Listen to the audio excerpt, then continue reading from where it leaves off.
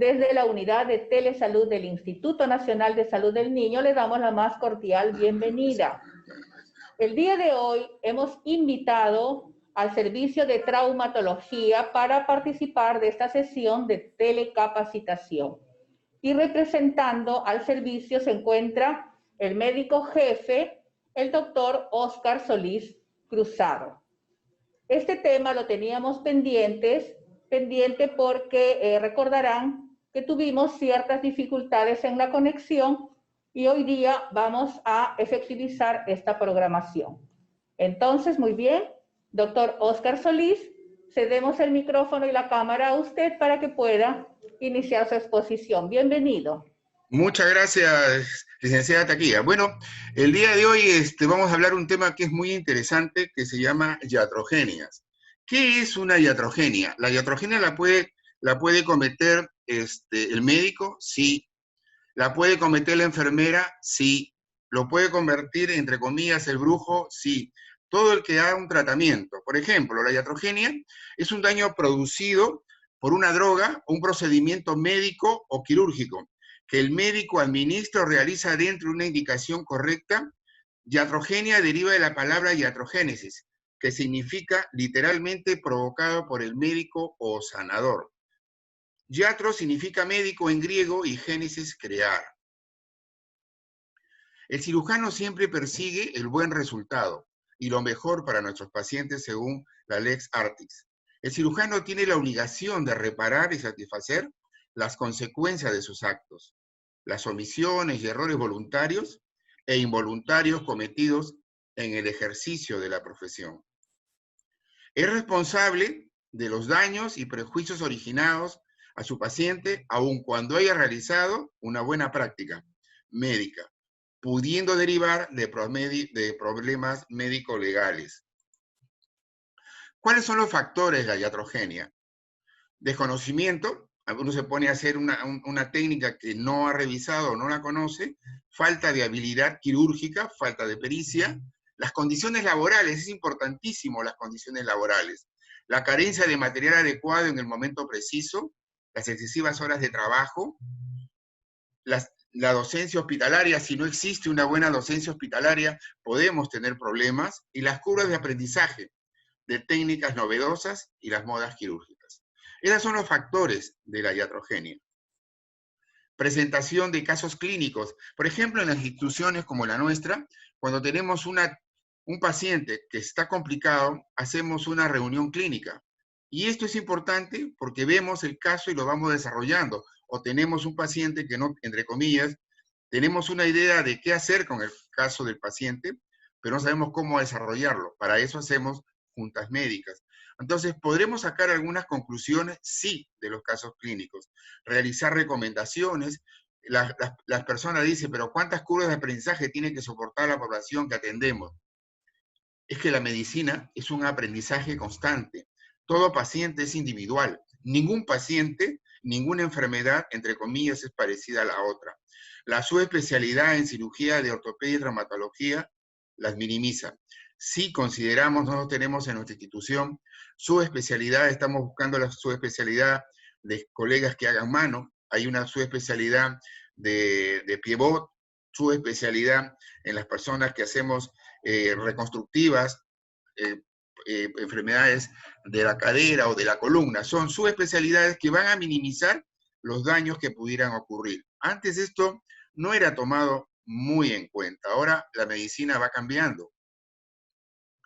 ¿Cuál es la clasificación de iatrogenia? Por el médico mismo, por la actitud. Tanto por el médico como por la enfermera, como las personas que están trabajando en cualquier institución, a veces por la actitud. ¿Qué es la actitud? Es el deseo de hacer las cosas. En nuestro país, cuando uno es atento y trata de desarrollar un trabajo, a veces es mal mirado por los compañeros de trabajo. Lo tildan con cualquier palabra que a veces podría ser agresiva cuando uno tiene una actitud que es de trabajo y de desarrollo. Y la semántica, por ejemplo, cuando escribimos símbolos lingüísticos que a veces solamente entiende uno, tenemos que ponernos de acuerdo en el servicio que tenemos que utilizar, si vamos a usar símbolos o problemas lingüísticos, todos, para poder entender lo que el colega quiere decir. Palabras, expresiones, por la clínica misma, en el desarrollo, en el manejo del paciente cuando no examinamos adecuadamente un paciente.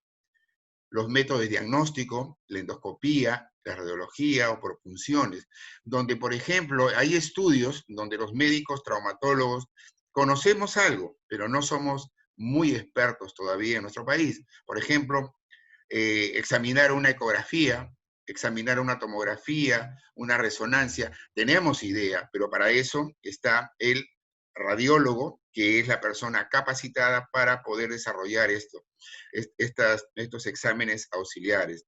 En endoscopía no, porque el médico que hace la endoscopía tiene la idea clara de lo que va a hacer, o punciones, para buscar un lugar de que podamos encontrar un tumor o una lesión que podamos evacuar al exterior. Por los medicamentos, efectos adversos de estos medicamentos, la interacción entre algunos medicamentos que es perjudicial para la salud, productos biológicos como las vacunas, transfusiones sanguíneas, por modas en la medicina. Por ejemplo, últimamente, ahora con el COVID, se estuvo hablando mucho que este medicamento que es de la quinina, que estuvo, hasta el presidente Trump lo estuvo tomando, decía que era un buen medicamento para terminar con el COVID, parece que eso no fue adecuado. Por eso es que vamos a ir avanzando en la medicina y vamos viendo que a veces nos tenemos que equivocar y de las equivocaciones tenemos que buscar resultados, pero a veces es considerado como iatrogenia. Esta es una palabra que parece un trabalenguas, que es la relatividad. La relatividad viene de lo relativo, indicando que no hay un punto de referencia absoluta. O sea, todo se explica teniendo en cuenta la relación que tiene con otra referencia. Es una postura absoluta, mientras la relatividad del concepto toma en cuenta algo bueno. Puede no ser tan bueno en determinados momentos. Por ejemplo, cuando hacemos una cirugía para reparar una fractura, o para hacer una reconstrucción de una erosión de cadera, una reconstrucción de otras lesiones, y dejamos una cicatriz queloide, ¿es una iatrogenia? No, eso no es una iatrogenia. Es un problema que tenemos, un problema de tipo racial, en el caso de la raza nuestra, que hace mucha cicatriz queloide. Es una forma de cicatrización de la piel de muchos pacientes en edad pediátrica. Frecuentemente en el muslo, en el tratamiento quirúrgico, no repercute a veces en el resultado. Un tratamiento de quiste sinovial de Becker, a veces vuelve nuevamente a reaparecer el quiste de Becker, porque es un problema de los ligamentos que a veces son muy débiles y vuelven a reaparecer el quiste de Becker. Los daños iatrogénicos pueden ser de tres tipos: predecibles o calculados, aleatorios o accidentales, por negligencias o ineptitud. Van a ver las palabras a veces que son duras cuando la tenemos que decir, y eso generalmente lo dicen en el Poder Judicial. Las predecibles o calculadas son inseparables de un efecto primario, como en el caso de la administración de medicamentos o colocación de catéteres. Aleatoria o accidental puede presentarse también con la administración de medicamentos, pero de manera excepcional.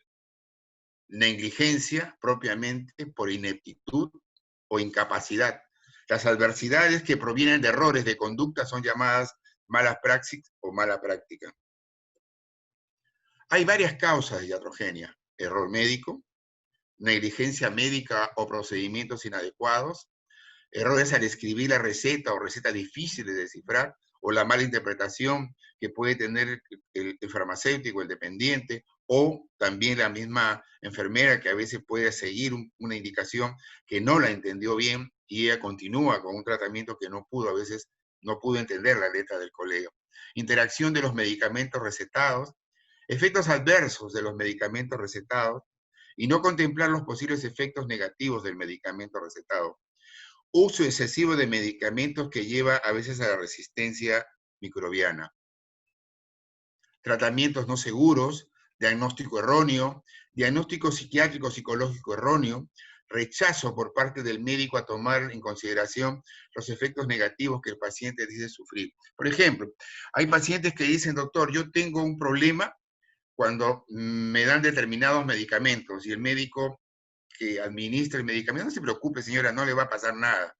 Acuérdense, cada vez que uno indica un tratamiento, tiene que preguntarle al paciente o a la familia si le han indicado este medicamento y si lo ha tomado y si no le ha producido ningún problema. Y si usted ve que le causa algún problema alérgico, algún problema de reacción producto del medicamento, inmediatamente vaya a la emergencia, tanto en la parte privada como en la parte estatal, que son las instituciones del Estado, ¿no? O también de la Seguridad Social o Fuerzas Armadas y Policiales. Infecciones nosocomiales, infección hospitalaria, que aparece durante las primeras 48 horas después del ingreso hospitalario. Bueno, eso es relativo, pero está dentro de las causas que podrían ser iatrogénicas. Infección intrahospitalaria, debido a afecciones musculares, sensoriales, nerviosas o mentales de los médicos. Por ejemplo, si yo tomo un medicamento que yo sé que me va a producir un poco de somnolencia y entro a una cirugía, estoy cometiendo un error y podría ser causado por una iatrogenia, porque voy a cometer errores en la cirugía. Es por eso que cuando uno va a operar como cirujano principal o como ayudante, tiene que estar con todos sus sentidos bien claritos para poder entrar a la cirugía. Daño en forma de deterioro cognitivo que producen los psicofármacos, como las benzodiazepinas, y que son de curso legal, es decir, están autorizados. Mucha gente toma benzodiazepinas, pero algunos pacientes que tienen algún problema de tipo de conductas puede producir hasta un problema de mal entendimiento a veces con las fuerzas policiales, creen que lo están correteando, que lo están, y produce muchas lesiones. Esto también hay que explicar a los pacientes si van a tomar medicamentos, si cuando yo le digo a mi paciente, si le voy a dar una benzodiazepina, y cuando usted toma le produce algo, no, doctor, yo lo tomo, no me produce nada, pero tenga mucho cuidado. Si ve que le produce sueño, que no puede manejar, que no puede hacer algo, mejor esté en la casa y descanse. Es lo más indicado. No es iatrogenia un caso fortuito, un accidente que nadie lo ocasiona. Y esto estaba con la conferencia anterior, que es un evento centinela, que son casos que ocurren, pero que nadie los produce, que son accidentes. La mala praxis, el dolo, tortura aplicada por médicos, eso se utilizó mucho en la Segunda Guerra Mundial, se utilizaron mucho las torturas y se aplicaron, a veces estaban por médicos que trabajaban con estos tipos de medicamentos. Experimentación médica no ética, las consecuencias del incumplimiento, abandono del tratamiento por parte del paciente o del familiar que lo administra. Eso es muy importante, porque acuérdense, las personas que tenemos al frente, cuando hacemos consulta, no sabemos si nos dicen la verdad. Tenemos que presumir que nos dicen la verdad. Entonces tenemos que saber indagar muy inteligentemente para que las personas nos den la información que nosotros estamos indicando. A qué horas tomó el medicamento, cómo lo tomó, qué acciones le pareció cuando tomó el medicamento. Eso es muy importante para ver si la familia o el paciente le están a uno mintiendo. En el caso de los niños es más difícil, pero va a depender mucho de los familiares que le estén dando los medicamentos y que estén pendientes de sus hijos. Esta conferencia de iatrogenia lo traje cuando tuve una ocasión de dar una charla afuera en la SECOT en España, y ellos siempre, cada cierto tiempo hablan de las iatrogenias que podemos ocasionar nosotros y la tenemos que clasificar como iatrogenia o como parte de un tratamiento. Por ejemplo, cuando un niño nace, a veces los hombros se pueden luzar o podemos tener lesiones. Si no es bien manejado, puede ser considerada una iatrogenia. Una neuropatía cubital tras la introducción, cuando traspasamos los clavos de Kirchner o de clavos muy delgados, que podemos producir lesión neurológica. Lo que dice aquí necrosis avascular, cuando atravesamos el clavo, por ejemplo, por el canal medular a nivel del fémur, o una luxación de cadera. Todas estas son causas que podrían ocurrir, o también podemos ocasionar una lesión del cartílago de crecimiento en los niños. Esto es importante que tengan ustedes en cuenta. Los médicos, importantísimo, son la tercera causa de muerte en los Estados Unidos. Este es un artículo del 2000 que hasta ahorita sigue siendo válido. Este es un artículo del Journal de la American Association de JAMA. Es el mejor artículo que he visto y se ha sido publicado en la literatura científica que documenta la tragedia del paradigma del médico tradicional.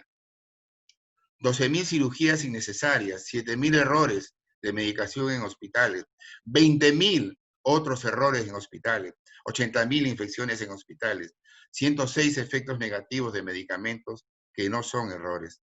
Esto suma 250.000 muertes por año por causas iatrogénicas.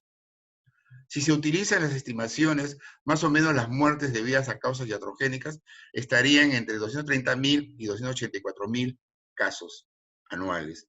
De cualquier manera, 225.000 muertes por año constituye la tercera causa de muerte en los Estados Unidos, después de la muerte por enfermedades cardiovasculares y cáncer. Incluso si son exagerados, hay un amplio margen entre este número de muertes y la siguiente causa principal de muerte, que es la enfermedad cerebrovascular. ¿Qué es la Lex Artes? Se define como aquel criterio valorativo de la corrección del concreto acto médico ejecutado por el profesional de la medicina. También el conjunto de prácticas médicas aceptadas como adecuadas para tratar al enfermo en el momento que se trata. Lex Artes, ley del arte. Yo digo que el caso nuestro, como traumatólogos ortopedistas que vemos niños, tenemos que ser artistas, porque la estructura ósea y hacer el examen en un niño no es lo mismo que atender a adultos. Atender a adultos es mucho más fácil porque nos dan la información que vamos preguntando, nos van dando toda la información. El niño no. Tenemos que ir, como los artistas, ir buscando qué es lo que tenemos que buscar para encontrar el diagnóstico y después dar un tratamiento. La ley del arte es médica, la ley del arte médica, como digo, como un artista, el médico, traumatólogo, ortopedista, pediatra, a veces cuando tratamos los huesos los tallamos para poder trabajar, son huesos muy pequeños. Es el conjunto de normas valorativos que el médico, en posición de conocimientos y habilidades y destrezas, debe aplicarlos diligentemente en los enfermos. Es el buen profesional de la salud. Hay que tener claro que un buen desarrollo de las artes médicas no solo depende del profesional, sino también del paciente, del cuadro clínico que no se ha manifestado completamente o de la relación clínica. Por esa razón, habla del Lex Artes Medica Doc, en que el médico, a través de un análisis de la situación, aplica las normas a cada caso en particular. Tenemos, por ejemplo, la Lex Artes Medica Doc, tenemos el paciente, la enfermedad, la relación médico-paciente. Ese es el eje fundamental que tanto las técnicas de enfermería, las enfermeras y los médicos tenemos que estar con los pacientes, saberlos entender. Porque si nos sabemos entender, no vamos a tener una buena relación y no vamos a llegar a problemas de tipo judicial, porque existe un vínculo muy entendido entre la familia, entre el paciente, el médico y la enfermera, o la técnica que a veces puede hacer un procedimiento de cualquier tipo y podría causar alguna lesión al paciente que después nos podrían traer problemas de tipo judicial.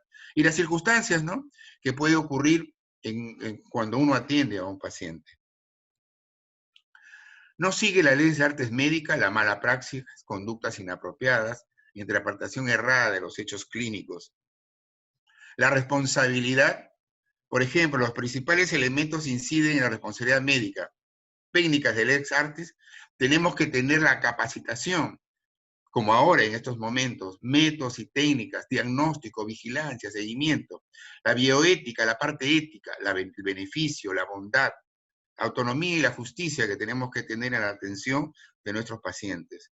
El humanístico, la relación médico-paciente, la comunicación y la empatía que tiene que existir entre el profesional de la salud y las personas que vamos a atender. La persona que vamos a atender va con una dolencia, generalmente, así sea un problema psiquiátrico, que podría ocasionar esto, un problema a veces de tipo judicial. El jurídico normativo, conocimientos y cumplimiento de las leyes. Tenemos lo imprescindible de una organización sanitaria que debe tener la calidad, excelencia en la satisfacción, la comunicación, la innovación y el apoyo impulsivo de ideas innovadoras, la integración, equipos profesionales y pacientes, la investigación de los casos clínicos que tenemos que atender, la docencia como el día de hoy, en la capacitación. Entonces ahora vienen errores médicos. Se deben a efectos desconocidos de interacción entre el sujeto que recibe la intervención, el paciente, y la intervención misma por parte del personal de salud. Por eso se habla de parte del personal de salud, no solo del médico. La mayoría de ellos se debe a fallas humanas que son potencialmente evitables. Los errores médicos pueden ser de muchos tipos, incluyen equivocaciones, por ejemplo, las transfusiones de sangre, que ese tema yo le voy a pedir a la señora Taquía para poder verlo, que es el evento centinela, explicar bien qué pasa en una transfusión de sangre cuando hay un error de enfermería o error de alguien por dar un grupo de sangre que no le corresponde al paciente. Eventos adversos del medicamento, cirugía en el sitio equivocado. A veces ha ocurrido, yo tuve hace unos años, ustedes se deben de acordar, que unos colegas, entre comillas, amputaron una pierna por la otra. Un paciente que tenía un problema de tipo vascular, que ya no llegaba sangre, había necrosis en ambos pies. Ambas piernas tendrían que amputarse. El error de los médicos no fue explicar a la familia y tampoco escribirle una historia clínica. Sacaron una pierna por otra, no, las dos estaban complicadas. El error fue no escribirlo en la historia clínica. Después contaré esta parte. Lesiones quirúrgicas hasta el olvido de material dentro del paciente. Hay gente, colegas que a veces se olvidan de las gasas, de tijeras, de pinzas. Eso también está considerado como errores médicos. O suicidios prevenibles. Caso de pacientes que sabemos que toman determinados medicamentos y tenemos que estar con estos pacientes para ser atendidos por nosotros. Infecciones intrahospitalarias, quemaduras intrainstitucionales, que podemos quemar al paciente, por ejemplo, cuando la enfermera le pone el foco para que en el caso nuestro exista una mejor, cuando tenemos un miembro frío y darle temperatura, si le pone el foco muy pegado a la piel, puede quemar la piel. O en sala de operaciones con electrobisturí, o el médico mismo o sus ayudantes equivocarse y con electrobisturí sin darse cuenta pueden quemar la piel del paciente. Las úlceras de presión, escaras o llagas del paciente o por estar varios días inmovilizado. Este es un problema que ocurre generalmente entre las técnicas de enfermería, las enfermeras y los médicos, porque no movilizamos a los pacientes en su momento adecuado. Confusión de la identidad, por ejemplo, suben al paciente cuando entra un paciente a sala de operaciones, le colocan en las muñecas, le ponen el nombre y la historia clínica y la edad del paciente y grupo sanguíneo. Se pueden subir un paciente por otro a sala de operaciones o la historia clínica del paciente. Eventos adversos. Son los provocados por los medicamentos, son los efectos secundarios no deseables que pueden traer aparejados un estudio, una terapia curativa o un fármaco. Por ejemplo, para reducir un tumor cancerígeno maligno, la radioterapia, la quimioterapia. Por ejemplo, es un evento adverso, pero no hay otra manera. Si tenemos cáncer, ¿qué tenemos que hacer? Dar tratamientos con radioterapia o con quimio, y en ambos vamos a producir a veces pérdida de cabello, úlceras en la piel o en algunos lugares donde se ha aplicado la radioterapia. Pero es un evento que a veces ocurre y hay que explicar bien a los pacientes que lo que buscamos es de liquidar el tumor cancerígeno, pero pueden haber otros problemas que podemos encontrar en el futuro. La impericia es la falta de ¿cómo se llama? Es falta total o parcial de los conocimientos técnicos y la experiencia o habilidad en el ejercicio de la medicina. Es decir, es la carencia de conocimientos mínimos o básicos necesarios para el correcto desempeño de la profesión médica. Falta de pericia o de experiencia, ineptitud, incapacidad, torpeza, incompetencia, inexperiencia. Estos son todos los sinónimos con falta de impericia. Imagínense, nos pueden decir que no tenemos experiencia, que somos ineptos, que somos incapaces, que somos torpes, que somos incompetentes o que no tenemos experiencia. Es por eso que tenemos que ir capacitándonos siempre. Se supone que un médico que entiende que no puede hacer algo no puede entrar, no puede hacerlo. Debe referir el paciente a otro médico que pueda brindarle las atenciones que el paciente necesita. Es por eso importante las juntas médicas en estos casos. Esta es una norma que aplica también a los dentistas y a otros profesionales de la salud. Si el médico no actúa conforme a lo expresado, podría incurrir en responsabilidad por impericia profesional denominada en el idioma inglés medical malpractice. Si es realizar un acto con ligereza, la imprudencia es realizar un acto con ligereza sin adecuadas precauciones, es decir, es la carencia de templanza o moderación, o también de la conducta contraria a la que el buen sentido aconseja, emprender actos inusitados, fuera de lo corriente, hacer más de lo debido, es que implica una conducta a veces peligrosa. Por ejemplo, un paciente llega a una emergencia. En la emergencia el paciente, ¿qué es lo que tiene que hacer el traumatólogo? Tratar de inmovilizar las lesiones que tiene el paciente, pero inmediatamente tiene que primero tratar si tiene un traumatismo vertebral o tiene un traumatismo vértebromedular, o el paciente llega inconsciente. Eso es primero antes que lo otro, o hay una hemorragia que no la estamos viendo. O sea, tenemos que hacer lo que sea necesario en su momento adecuado. Es la violación activa de las normas de cuidado o cautela que establece la prudencia, actuando sin cordura, moderación, discernimiento, sensatez o buen juicio. En el sentido estricto se identifica con el conocimiento práctico, por lo tanto idóneo y apto para la realización del acto médico, experiencia, comprensión del caso y claridad, que eso es lo más importante que tenemos que hacer. Y la negligencia es omisión consciente o por ignorancia, culpable, derivada de una acción indebida. La negligencia médica es un acto u omisión por parte de un proveedor de asistencia médica que se desvía de los estándares aceptados por la comunidad médica y que causa alguna lesión al paciente. En pocas palabras, la negligencia médica son los daños físicos causados a un paciente por los cuidados de los médicos que no son negligentes. Es éticamente reprobable independientemente de que produzca o no daños al paciente. Es el descuido, omisión o falta de aplicación o diligencia en la ejecución del acto médico, es decir, es la carencia de atención durante el ejercicio médico. Puede configurar un defecto o una omisión o un hacer menos o dejar de hacer o hacer lo que no se debe. Es no guardar la precaución necesaria o tener indiferencia por el acto que realiza. La negligencia es sinónimo de descuido u omisión. Es la forma pasiva de la imprudencia y comprende el olvido de las precauciones impuestas por la prudencia, cuya observación hubiera prevenido el daño. Descuido u omisión, falta de esfuerzo, desinterés, desidia, apatía, dejadez, abandono, desgano o indolencia. El médico cuando atiende a un paciente tiene que estar siguiéndolo siempre y si no, las pacientes de las instituciones del Estado, todos los pacientes son no solo del médico, son del servicio en donde el paciente se encuentra. Todos somos responsables de la atención de un paciente. La responsabilidad médica origina el deber de atender y los demás deberes positivos del médico, así como el deber de reparar las lesiones iatrogénicas. Este último deber, si es posible llevarlo a cabo, es obligado por el Poder Judicial cuando éstas son debidas a negligencia. Es la obligación de los médicos de dar cuenta de la sociedad por los actos realizados en la práctica profesional, cuya naturaleza y resultados sean contrarios a sus deberes por incumplimiento de los medios y cuidados adecuados en la asistencia del paciente adquiriendo una relevancia jurídica.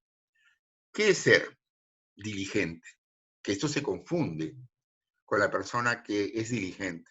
Es cuidadoso, esmerado, poner los medios necesarios para prestar el servicio, estar verdaderamente al servicio del enfermo, considerándolo como un todo. Este es importantísimo, pero a veces se confunde, y disculpen, voy a ser un poco hasta grosero, pero a veces cuando una persona es diligente, le dice, este es un sobón o está buscando algo. No, está haciendo lo que él considera que es debido y tiene que ser cuidadoso en su trabajo. Esto es una persona, un médico diligente, una enfermera diligente, una técnica diligente. Eso es lo que tenemos que hacer. Y algo importante en la medicina ahora es dejar constancia. Todas las edades fueron caracterizadas por algo, la edad de piedra, la edad de los metales. Hoy vivimos en la edad del papel. En la justicia lo que no está escrito no existe. Eso es importantísimo que sepan. Tenemos que escribir lo que encontramos, lo que vemos, tiene que estar escrito. Poner el día, la hora, porque entre una hora y otra hora que uno recibe el paciente se puso mal en determinado momento. Y tiene que haber descrito en la historia clínica qué sucedió en esos momentos. Y también algo muy importante, reconocer los límites. Significa que el médico abandone su soberbia y sepa decir no sé o no puedo. Hay muchas patologías ahora que estamos subespecializados los médicos, al menos en nuestro servicio, que manejamos, conocemos de todo, sabemos, pero hay patologías que hay un colega que lo hace mejor. Y eso es lo que buscamos siempre, buscar y atender lo mejor que podamos a nuestros pacientes. Los principios de la ética médica, informar por objetivos. Es un método que consiste en ir informando al enfermo y a sus familiares en forma escalonada por etapas. Definir claramente los procedimientos que se van a utilizar. Esto es importante porque a veces las personas no tienen idea de lo que uno les puede comentar y uno busca hacerlo mejor, pero hay que explicarles bien. Acuérdense que a veces no todos los pacientes pueden interpretar lo que el médico puede decir. Uno tiene que bajar al llano como para que los pacientes o los familiares nos puedan entender a nosotros. Hacer sentir colaboradores a los familiares. Esto es importantísimo. Recordar que el 20% de los juicios es inducido por los familiares. Yo siempre hago un chiste con mis residentes cuando digo por los familiares. Puede estar la suegra o el suegro, que puede meter candela, porque generalmente ellos a veces no están pegados a la familia. Cuidarse especialmente de las personas que no viven con el enfermo o están en otra ciudad. Es importante también cobrar lo justo. Es una consigna muy importante en el aspecto más difícil. No se debe cobrar de más ni tampoco de menos. Cobrar de más produce en el otro un sentimiento de estafa y cobrar de menos genera desconfianza y no permite al médico disponer de recursos suficientes para capacitarse y equiparse. Por lo tanto, no tiene que ofrecer nada al enfermo. Por desgracia, si no nos capacitamos, y eso cuesta, ustedes lo saben, tenemos que cobrar lo justo. Si uno viene por una cirugía y uno dice, ¿sabes qué? Te voy a cobrar la tercera o la cuarta parte de lo que te ha pedido el otro médico, hay que dudar mucho de la capacidad profesional. En general, no hablo para médicos, los hablo para enfermeras, los hablo para todo el mundo. Tenemos que cobrar lo que es justo. Lo que tenemos que hacer, el que por acción u omisión cause daño a otro, interviniendo culpa o negligencia, está obligado a reparar el daño causado. Ese es el problema que ahora estamos viviendo. La medicina, lo cierto es que la medicina no es una ciencia exacta de resultados, sino muy al contrario, es una ciencia de medios, lo que significa que efectivamente el médico está obligado a emplear todos los medios a su alcance y toda su pericia profesional en el cuidado de la salud, como así ocurre en la práctica, pero así sin asegurar un resultado que obviamente puede ser incierto. Cuando viene el doctor, ¿usted me va a salvar la vida a mi familiar? ¿Usted me va a salvar la vida a mí? No. Voy a hacer lo que sé hacer. Haré lo que pueda hacer por su familiar. Haré todos mis protocolos que ya hemos trabajado para poder salvar una pierna, un brazo, que no se nos complique o una cirugía compleja. Porque todas las personas piensan que cuando van al médico solamente el hecho de ir con eso ya se van a recuperar. Y no van a ver, a veces pueden haber otro tipo de complicaciones. Si el nivel de litigiosidad planteada por los términos de evidente mala fe por parte del reclamante sigue aumentando en la vida sanitaria, corremos el riesgo de caer en dos situaciones nada deseables.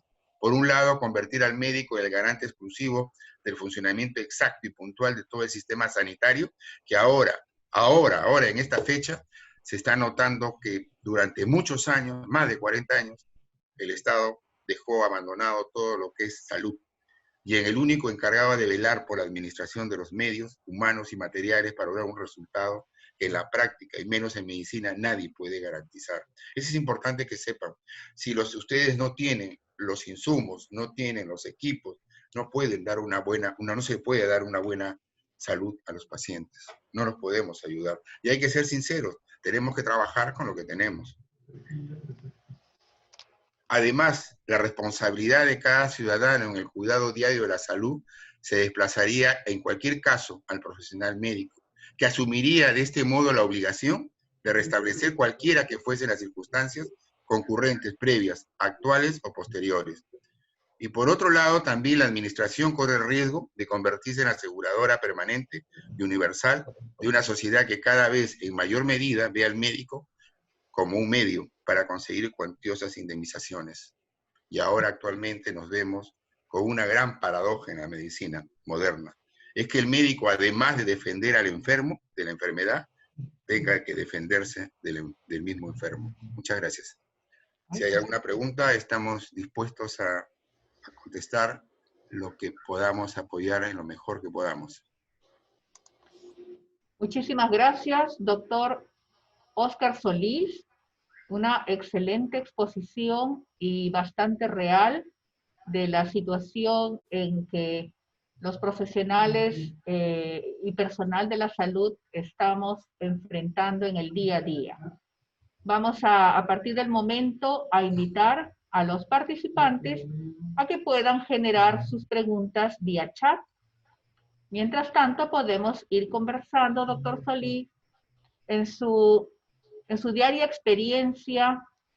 Usted como jefe obviamente ha enfrentado muchas situaciones de riesgo dentro de su servicio. ¿Cuál cree usted que podría ser dentro de la gestión la mejor manera para poder evitar tantos problemas a enfrentar por cada uno de los miembros del equipo de salud?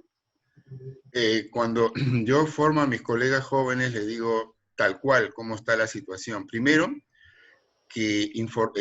por ejemplo, cuando llega un paciente a consulta, en emergencia o en consultorio, examinar al paciente, verlo al paciente, informar una vez que está, porque las personas cuando van a la consulta o van por una emergencia, creen que llegaron al hospital y ya solucionamos todo el problema. Y ustedes saben que eso no es así. Si no tenemos los insumos, no tenemos el instrumental, no podemos hacer nada. Y eso hay que decirlo, porque entre una cirugía que se debe operar hoy día y se opera a los 2 meses, el resultado no va a ser igual. Y eso hay que decirlo y hay que escribirlo en la historia clínica, día y hora. No se olviden de eso que es muy importante de saber. Si ustedes no ponen día y hora en la historia clínica, y entre comillas, yo tengo fea letra, pero traten lo posible de escribir lo mejor que se pueda entender para que podamos comprender esto.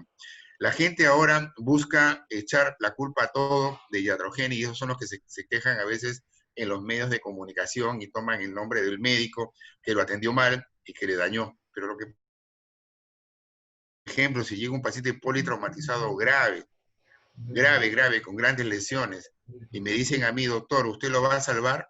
Difícil. Si yo veo mi protocolo y yo digo que me llega, por ejemplo, en el caso nuestro, de una fractura expuesta de 3er grado, con gran lesión de partes blandas, gran lesión de posición de hueso, con lesiones vasculares, nerviosas, y va a decirme que yo lo voy a reparar, ¿no? Le digo, puede terminar en una amputación o puede morir por una sepsis el paciente. Esto hay que explicarlo, pero le sugiero siempre a todas las personas que puedan conocer esto, ¿no? Esta patología. Pero acuérdense que cuando yo estuve revisando iatrogenia, yo pensaba que solamente era para los médicos, pero también hay para las enfermeras, también hay iatrogenias que pueden cometer. Y antes no eran tipificados así, ahora ya las tipifican como errores que puede cometer enfermería, también igual. O sea, ahora todos estamos en la lupa y por eso es importante escribir lo que vemos. Para mí eso es importantísimo. Si hacen una receta, pongan el día, la hora, porque si el familiar o el sistema no le cumple los medicamentos y el paciente se complica, no es responsabilidad nuestra.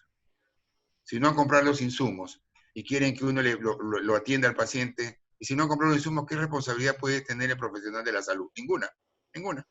Si yo no le doy el familiar, no le compra, no le da a la enfermera para que compre para los medicamentos que han sido solicitados por el médico, y no tiene que ponerle a la enfermera. Entonces, eso es importante que se escriba en la historia clínica. Familiar no ha traído, se le ha dado la orden de rayos, se le ha dado la orden de la tomografía, la resonancia, la arteriografía, todos los estudios auxiliares que se pidan, tienen que estar escritos en la historia clínica. Eso es lo más importante que yo veo para no tener problemas médico-legales, que ahora, o por ejemplo, pacientes que llegan a la institución con casos de tumores graves, gravísimos, que se pueden morir, y a veces hay que amputarlo y la familia no quiere. ¿Qué tienen que hacer? Si a ustedes les faltan insumos, fácil, llamen al fiscal, no va a pasar nada. Últimamente nadie quiere ir a los hospitales, ¿no? Pero tienen que llamar al fiscal para informarle, ¿sabe qué? Falta esto, yo no puedo hacer nada por este paciente. Ustedes tienen que determinar qué voy a hacer, y el fiscal, ¿qué es lo que hace? le informa a la familia que si no tiene los insumos, que si no tiene esto, no tiene lo otro, puede terminar lo que ya el médico ya le explicó, lo que podía terminar con su muerte o con una amputación. En el caso nuestro de trauma, ¿no? No sé si hay alguna pregunta por ahí. He visto 3 por el chat. A ver, voy a curiosear. ¿Puedes abrir tu chat ahí? Sí, le puedo ir leyendo las preguntas que están llegando. Ya, Hay una persona que menciona haber sido testigo de un caso de mala praxis ya. y pregunta cuál sería la ruta que debió seguirse, ¿no?, para el manejo de esta situación. Eh, ¿Es profesional? ¿Es enfermera, técnico, médico? ¿Qué es? Bueno, desconocemos, vamos a asumir Ya, que sea un médico. ya. Entonces, si es un colega médico, lo más importante es informar. El médico lo que tendría que hacer ahí que es pedir una junta médica. Lo más importante ahí es para salvaguardar eso es la junta médica. La junta médica uno lo libera de muchas cosas. La junta médica es lo más importante ahí. O sea, lo que tiene que hacer el médico que atiende a ese paciente, si no está de acuerdo con el tratamiento o con el problema que está viendo, pida una junta médica al jefe de servicio. Y nada más, si el jefe de servicio es el que cometió el error, también igual pedir una junta médica. La junta médica libera, porque conversan todos los colegas y observamos qué es lo que puede haber pasado con este paciente. A veces nos pasó algo, no nos dimos cuenta, y entre comillas pudo ser una iatrogenia, pero acuérdense, hay que saberla tipificar bien la palabra iatrogenia, causado por el médico. Perfecto, doctor. De repente podríamos seguir compartiendo experiencias. Por ejemplo, me dicen, yo estoy leyendo acá cuando el paciente incumple con el tratamiento indicado. Claro, eso también, por eso les decía, que hay que saber sacarle la verdad a la familia, porque acuérdense que caras vemos, corazones no vemos. Esas son las palabras que yo le digo a mis residentes, porque a veces creemos que tenemos al frente a alguien que nos dice la verdad y nos puede estar mintiendo. Doctor, yo compré los medicamentos y no le han puesto, doctor. Yo le he puesto, de verdad, lo he comprado, y es mentira. O doctor, compré los insumos. Él echa la culpa a la enfermera porque es la primera que recibe a veces los medicamentos de los insumos. Y la enfermera ahora, como ya han aprendido, ¿qué hace? Escriben en historia clínica lo que ha sucedido. No han traído los medicamentos a tiempo, no han traído el material quirúrgico para el paciente. Nos libera de cualquier responsabilidad. Por eso es importante que en la historia clínica todo esto que les digo tiene que estar escrito. Eso es lo que yo pienso. A ver, no sé si, a ver, cuando el paciente incumple el tratamiento. Existe la codificación, si tuviéramos este tipo de incumplimiento. Sí, sí, yo pienso que esto hay que escribirlo. Ahí dice que si lo podemos escribir, claro, pero si ustedes tienen la duda, porque a veces uno se mete en problemas de tipo judicial, tanto como la persona que ustedes quieren acusar, por eso lo más importante antes de cualquier cosa que es hacer la junta médica, eso es lo más importante. Si la junta médica va a deliberar si el colega cometió un error médico, y eso es lo más importante.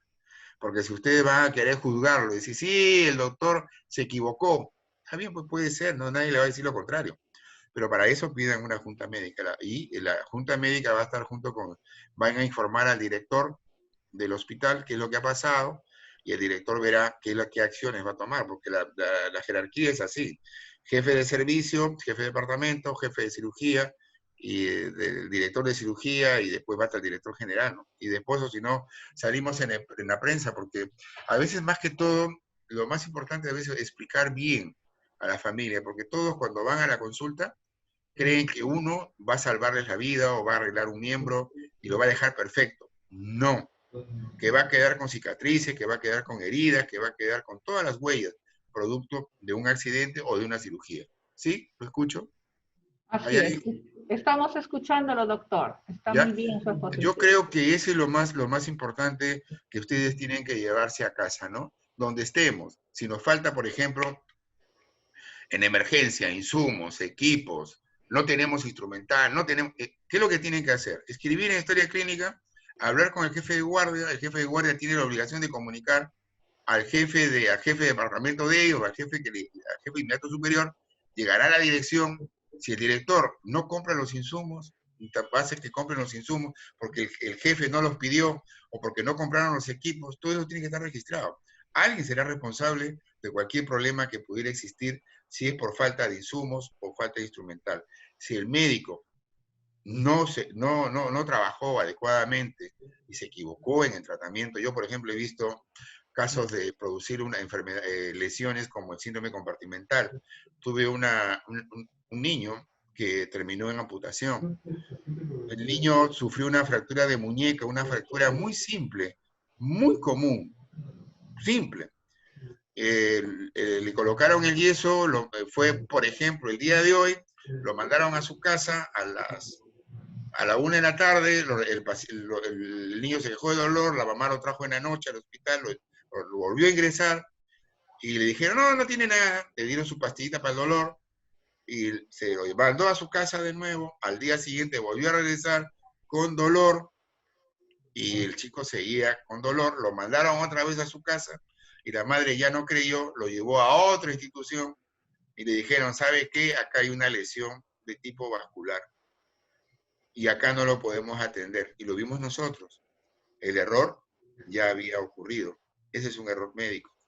Porque lo que tendría que haber hecho el médico, si el paciente se queja, es muy probable que la fractura, que entre comillas la dejó derecha, de repente, a la hora que le saque el yeso, la fractura se mueva. Por eso es importante explicar a la familia, si uno le va a colocar un yeso, señora, si le coloco el yeso, ahora las partes blandas están aumentadas de volumen, están muy hinchadas. Tiene que estar vigilándole. Y si ve que le llama algo la atención, llévelo al médico. Pero si el médico la mamá lo llevó al médico y el médico no fue audaz, no revisó al paciente, no lo examinó, se fregó. Porque aquí hay el caso de esta criatura, fue como 3 veces a la misma institución y después fue a la otra, pues la mamá hizo juicio a todo el mundo, ¿no? Y cuando llega a mí, porque yo ya estaba ¿cómo se llama? Estaba como médico asistente, pero mayor, yo agarré y le dije, señora, ¿sabe qué? Va a terminar en amputación. En esa época no era jefe yo. Y la mamá, por supuesto, con toda la razón del mundo, despotricó, pero nosotros no teníamos la culpa. El daño ya había ocurrido hacía mucho tiempo. Lo que pasa es que no le dicen, tienen que tener mucho cuidado cuando uno coloca un yeso, examinar al paciente. Cuando uno hace sutura, tiene que también igual cuidado. Si, por ejemplo, llega un paciente con una lesión de parte blanda y la persona nunca ha sido vacunada con nada, contra el tétano, tiene que preguntarle, ¿la vacunaron contra el tétano? Todo eso hay que preguntar. ¿Usted es alérgico a algún medicamento, al antibiótico, analgésico, algo? Todo eso tienen que preguntar y escribirlo. Acá hay alguien que está preguntando, perdón doctor, me refiero a consignar en la duda. ¿Sí? ¿Sí hay incumplimiento de la familia? Sí. Claro, si hay en el caso de que el paciente no incumpla con el tratamiento indicado, claro, hay que informar y hay que escribir una historia clínica. Si el paciente, acuérdense que el paciente puede no tomar los insumos que uno ha indicado, no lo ha curado, no lo ha limpiado, no ha tomado sus medicamentos ahora y después le echa la culpa al médico, pues tampoco, ¿no? Por eso digo, hay que tener mucho cuidado. Caras vemos, corazones no vemos nunca. Eso es lo más importante. Y la gente lo que busca es sacarnos plata creyendo que los médicos somos multimillonarios y eso ya no es así. No sé si hay otra pregunta.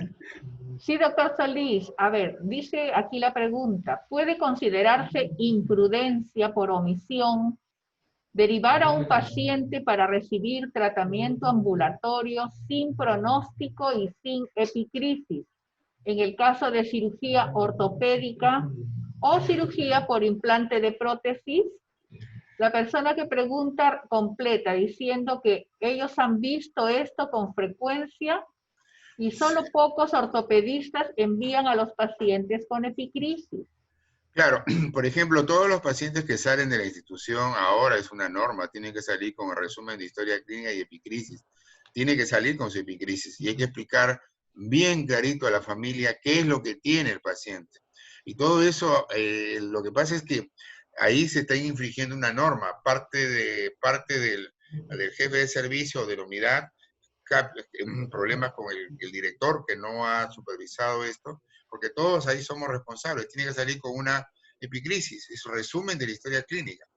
El paciente, cuando se accidentó, edad del paciente, cuándo se accidentó, qué le hicimos, qué antibióticos le indicamos, qué analgésico le dimos, cuándo tiene que regresar, como el caso de la fractura que yo les acabo de comentar, de una fractura de muñeca, que fue este paciente que terminó sin brazos, porque hubo que amputarlo por encima del codo. ¿Qué le tuvimos que decir? ¿Qué le tuvieron que decir? Si tiene dolor, si tiene hinchazón, si tiene fiebre, todo eso hay que explicarlo y decirlo y escribirlo, que eso es lo más importante en el resumen de historia clínica. Sí, ya está, ya lo tengo. Muy bien, doctor Solís. No sé si usted lee alguna otra pregunta más, porque al parecer han concluido con las preguntas de parte del público. Aparentemente les ha gustado. Hay una charla que me quedó, que la puse como, pero hay algo que quiero remarcar. Les cuento como anécdota, porque me ha pasado. Ese día que yo tenía que dar una charla, vinieron a las 12:45 y dije que me iban a cortar la luz en mi casa.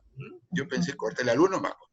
Cortaron la luz, pero también se fue la comunicación completamente de todo lo que es el sistema de cómputo.